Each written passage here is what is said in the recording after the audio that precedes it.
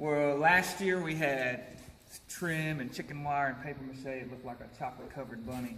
But this year we're going to go with styrofoam. It's actually expanded polystyrene, EPS. And this is some pretty standard stuff. It's not styrofoam brand. The thing about it is that we're gonna cut it down. We're gonna cut it to look like rocks, and that will make up the tomb. So right now that's what we're working on. Then we gotta paint it. Come on over here with me. The thing about the paint is that you can't use regular spray paint because it'll melt it. So we have to use this paint right here. It's called Design Master, and it is perfect for this styrofoam because it won't melt it per se.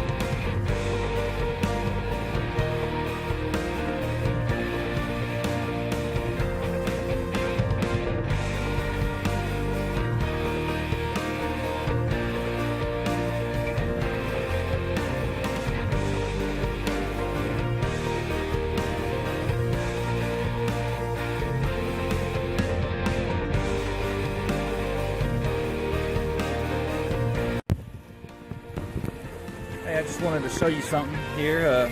Wanted to show you the type of texture I'm getting from this blowtorch. So after I made my rough cuts with a chainsaw, I go back with a blowtorch, and this is the effect I get. See like how I can get into these cracks and texture them. See, I can really texture it really good. Blowtorch. I'm working on this side. So basically, you see what we're doing here. We cut some of the big chunks of styrofoam with the chainsaws and saws. Then we go back and blowtorch it, and then after we blowtorch it, we get the texture and the rock formations that we want with the blowtorch. Then we start hitting it with the spray paint. And this is the end product. Okay, so now we're getting closer to the finished product. We cut them, we rough cut them, then we went back and textured them with the blowtorch, and now we're coming back and we're laying a darker foundation with this paint in the cracks and crevices. We're adding a touch of brown and some blue and black, and then we're going over it with this stuff right here. It's actually a what is it, Shane? It's a textured paint to where, I don't know if you can get close right here, and it actually leaves, I'm gonna spray a little right here, it actually like leaves a textured finish, and it really just gives it a natural look. So these are the two sides right here. These are the two sides. That piece way over there is the top. And for the stone that actually gets rolled away, we did something a little different right here. We put the stone up, we put a piece of, basically a rectangular piece of styrofoam, and then what we did was we countersunk it. So like on the bottom of this thing, I'll do it. At the bottom of it, you can see where we cut to make a countersunk. And that white part where it's countersunk, that's going to fit perfectly in the hole. And so this is what they see on the outside right here. and it's going to counterfeit into the hole so it fits perfectly.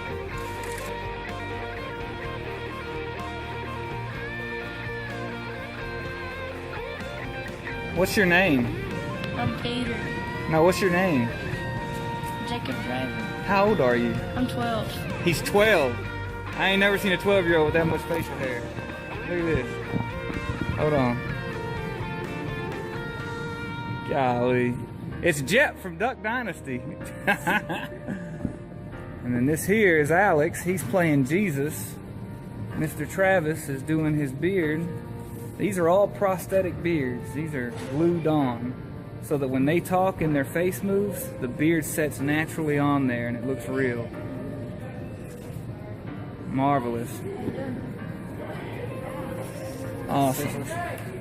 Scissors are right over there.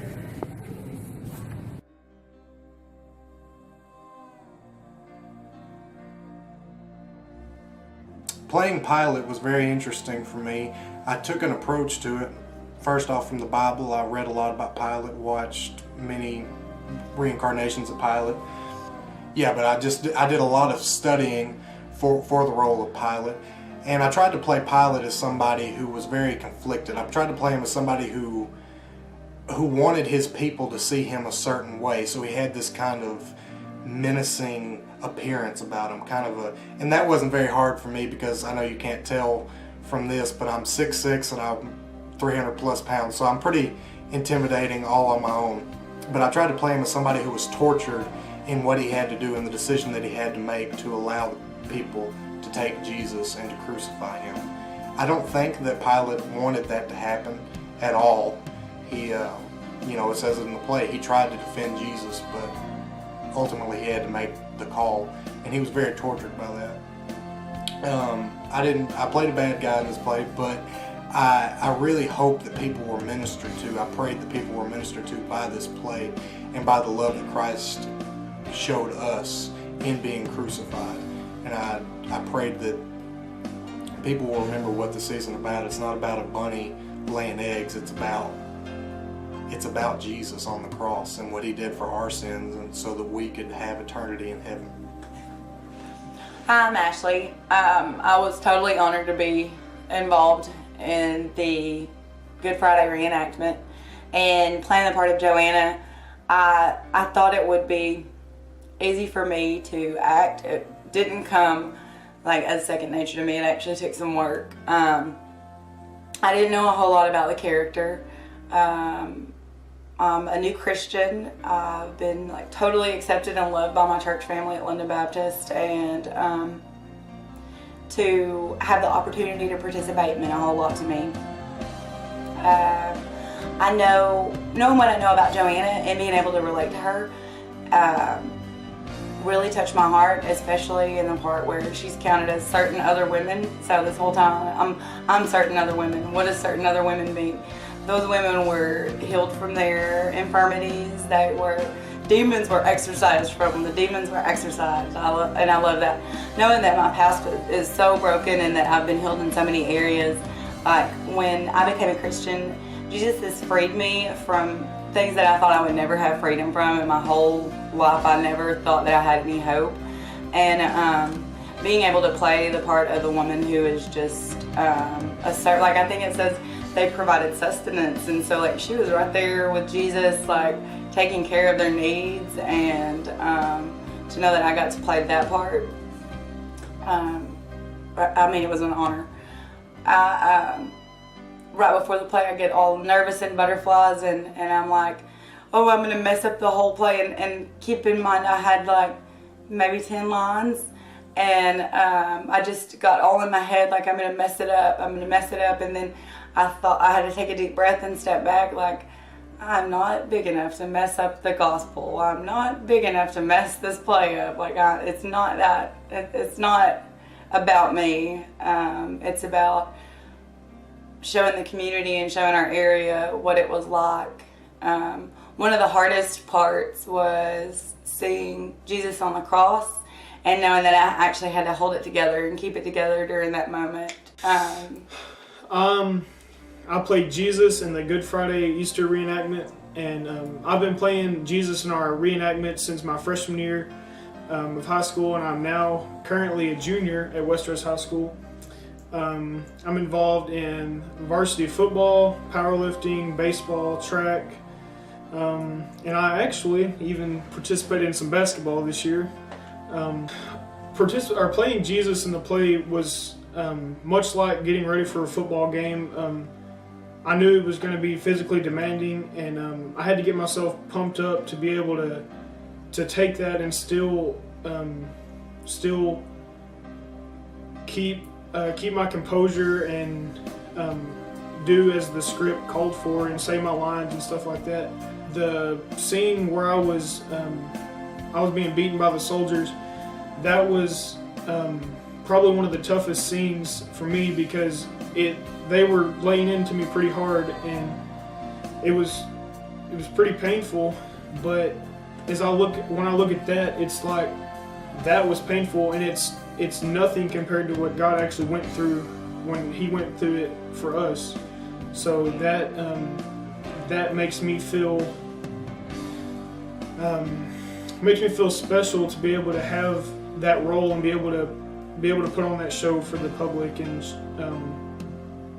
sort of express the love that God has for us. Hi, my name is Josh, and I'm a friend of Wesley's.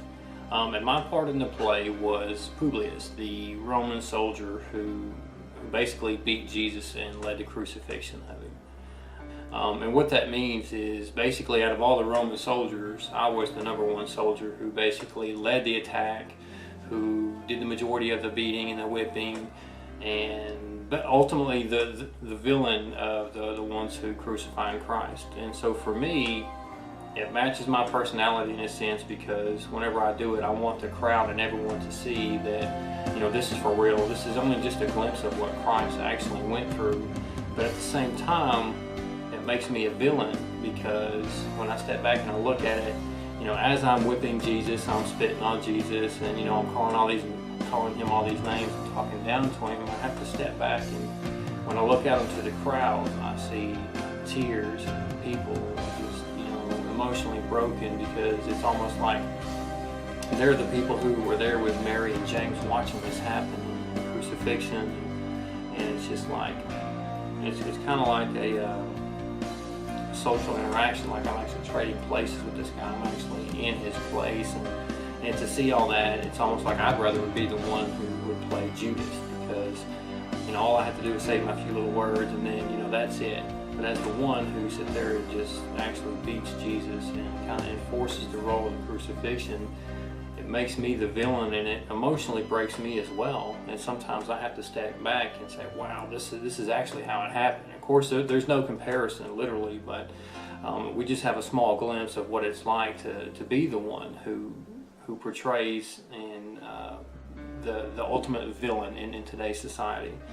And so, as a believer, when I'm up there and I'm doing all this, I'm beating Jesus and I'm making it look cool, with this awesome production to try to get the message out there to the people, it also kind of puts a reality check in for me, because, it makes me kind of not necessarily question my religion, but kind of like reinforces the fact that, hey, my beliefs and what Jesus did for me, it has a purpose. And that purpose is that when Jesus died, no matter how much flack or whatever I may give him or whatever, he's still going to love me, because he paid the ultimate sacrifice. And it goes for you too.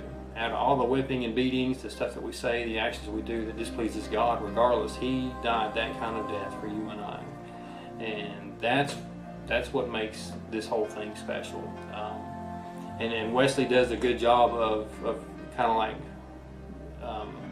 writing the whole reenactment, because like it all falls into place in the crucial hour of Jesus' crucifixion. Our vision for our Easter reenactment, our Good Friday reenactment, is to portray the gospel, right? We want it to be a graphic depiction of the gospel, and the three biblical elements that make up the gospel of Jesus Christ is his death, his resurrection, and his return.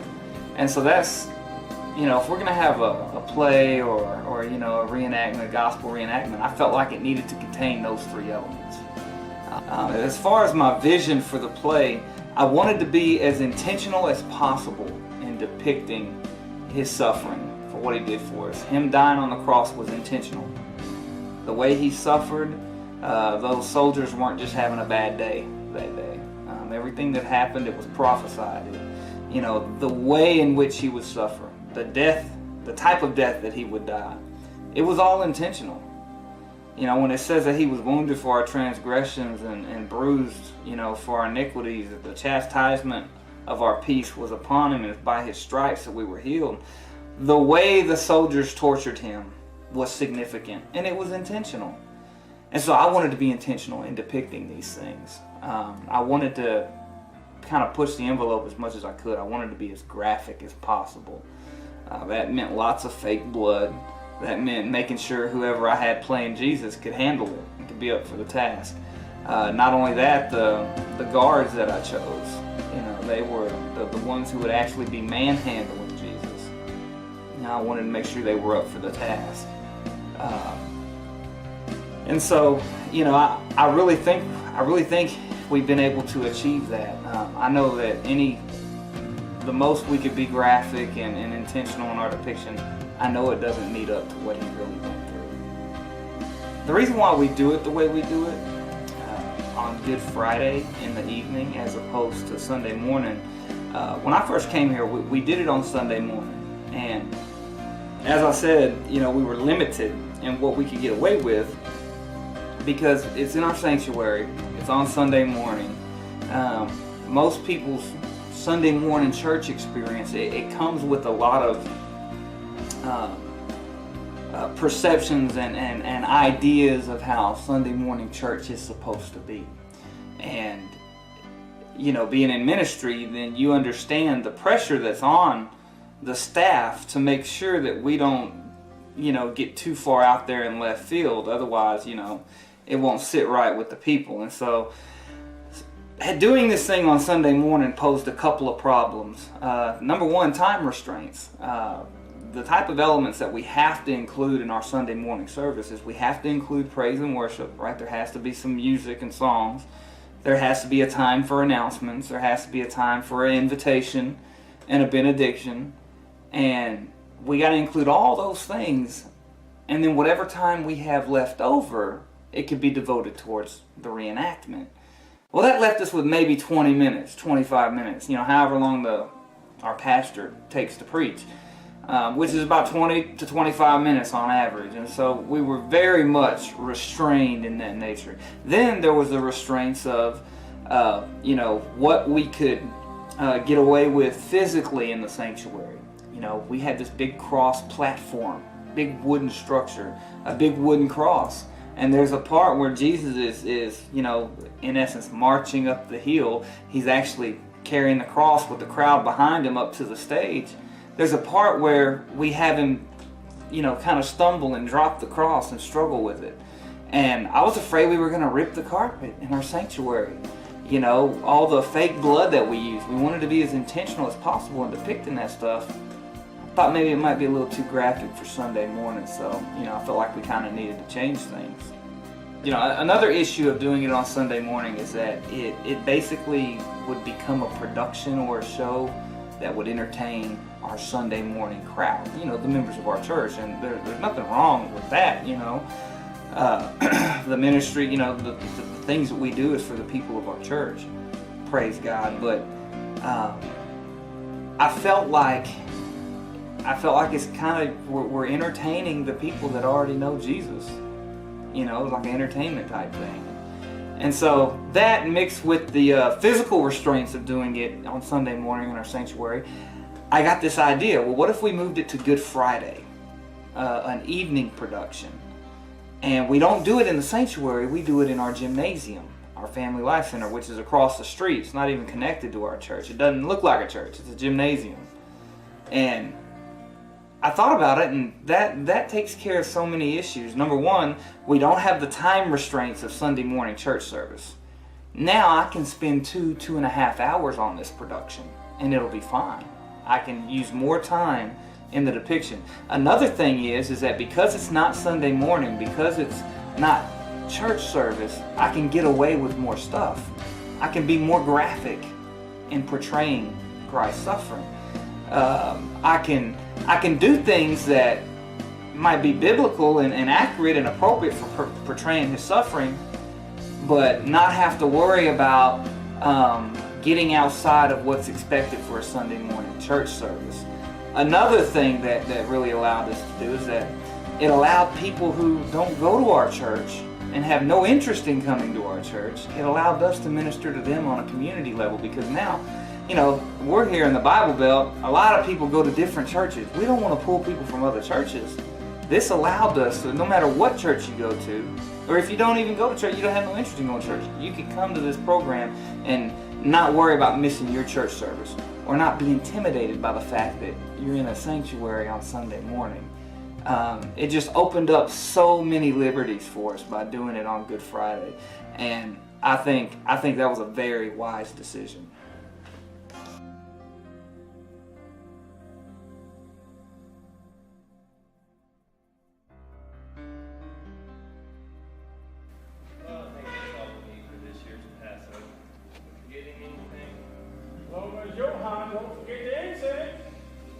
Really, guys? We're gonna go there again? Oh yeah. Last year he forgot, and at the last minute went and got it from the livestock vendor. That's why it's done so bad. Oh, that's right. Yeah. Don't forget the incense. Alright, guys, whatever. I don't know why we're so worried about small things like incense and livestock vendors. I mean, guys, what we really need to worry about is the big issue, this Jesus of Nazareth. He's got the whole city in an uproar. That's right. We've got to do something about this Nazarene. He treks around the country with all the people. They're not in the temple. He humiliates us. He blasphemes our Father's teaching. What are we going to do about it? Hey, y'all. Y'all are preaching to the choir, but does anybody have a plan? We hold him accountable to the people. He has the people's hearts. That'll never work. We can't arrest him. They'll quit him faster than we do it. And, you know, he's constantly surrounded by those disciples. It won't work. You said we have to arrest him. Next time he comes to the temple, I said we take him out Julius Caesar style. No big be gone for anybody knows what happened. Here's your sticking. Now you're talking. Hey, y'all don't be crazy, dude. Y'all want to die with him? We can't murder him in broad daylight and expect to get away with it. The people will tear us to shreds. But what do you suggest? And guys, I say we let the only people who can get away with it, get away with it. Wrong. I mean, seriously, guys. We don't have to get our hands dirty. We don't have to risk our lives. Guys, all we have to do is convince Pilate he's a criminal. How hard is that going to be?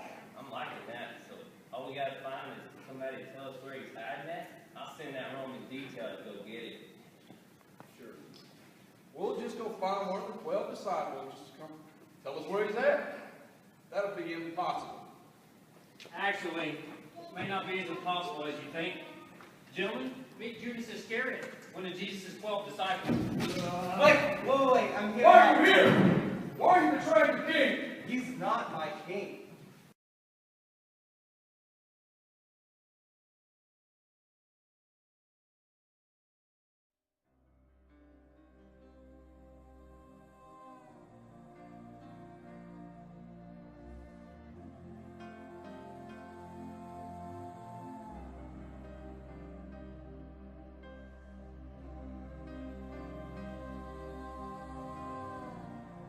Is hated me because they are not of this world, just as I am not of this world.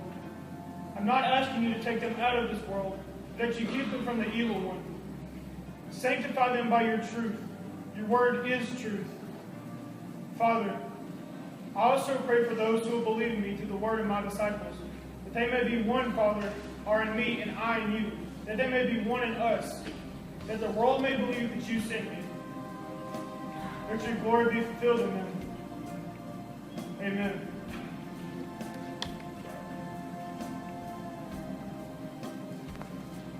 Why are you sleeping?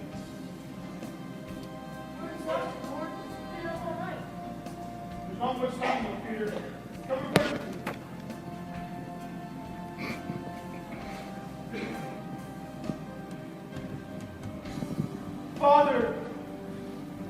too much for me. If it be possible, let this cup pass from me, Lord. Let it pass. Nevertheless, let your will be done. Yes, Father. Let your will be done.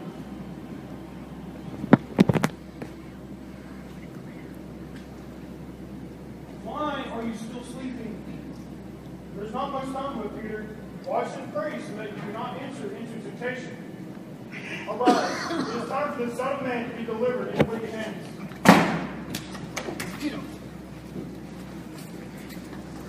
There you are, Jesus. I've been looking everywhere. Judas, are you betraying the Son of Man with a kiss? No! Enough!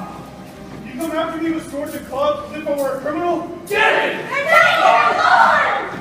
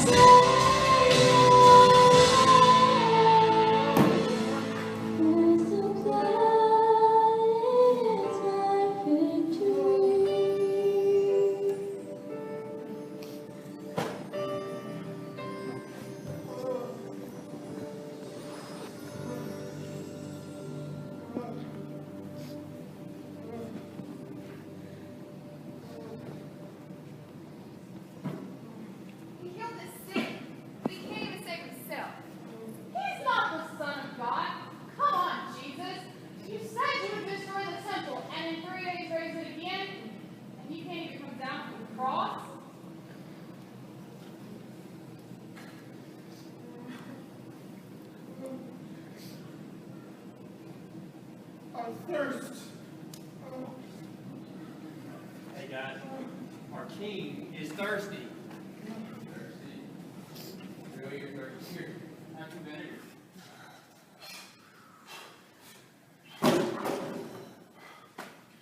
My God! My God! Why have you forsaken me?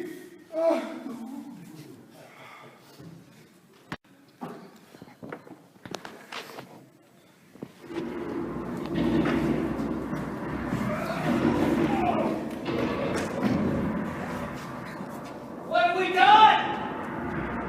What have we done? Truly this man was the Son of God!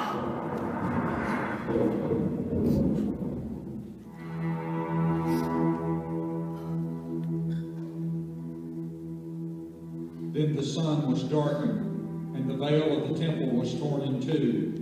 And when Jesus had cried out with a loud voice, he said, Father, into your hands I commit my spirit. Having said this, he breathed his last. So when the centurion saw what had happened, he glorified God, saying, Certainly this was a righteous man. And the whole crowd who came together at that sight, seeing what had been done, beat their breasts in return. But all his acquaintances and the women who followed him from Galilee stood at a distance watching these things.